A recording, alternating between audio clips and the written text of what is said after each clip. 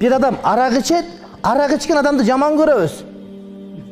Bir adam sütkorluk kılat, anı жаман көрөбүz. Бирок ошону жаман көргөнчөлүк намаз окубаганды жаман көрбөйбүз кээде биз. Бул тартипти жакшы киши деп айтабыз. Бирок бир күн арак ичип анан бир күн жанагыдай зына кылып койсо, астагфирулла бул жаман деп айтабыз да. Мунун кылган зынасы таразага салганда, тигини намаз окубайганды караганда бул азыраак күнөө болуп калат.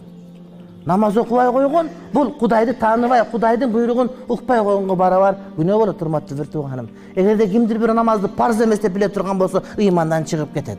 Ошон үчүн биз жашап аткан коомдо, биз жашап аткан чөйрөдө намаз окулбай аткан болсо, анда биз айтып аткан калмабыз, урматтуу бир тууганым, бизге кыяматта пайда бербей калат экен.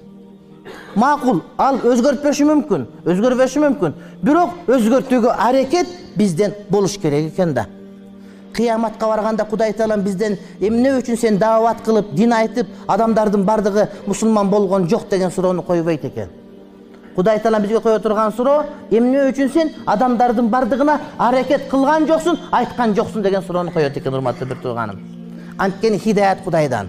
Адамдын колунан келбейт. Бирок ошого себептерди аткаруу биздин мойнубуздагы милдет болот. Андан сырткары арак ичип аткан, сойкулук кылып аткан, сүткорлук кылып аткан, алдап аткан, ушак сүйлөп аткан, адамдарды гыйбат сүйлөп аткан, жамандап аткан, фитна кылып бөлүп аткан, ушак ташып аткан, ушулардын бардыгы арам иштер. Ошолор болсо, ошону инкар кылып, ошону туура эмес деп жаман көрүп, ошону өзгөрткөнгө аракет кылбай турган болсок, анда биздин калимабыз, урматтуу бир тууганым, бизге пайда бербей калат экен.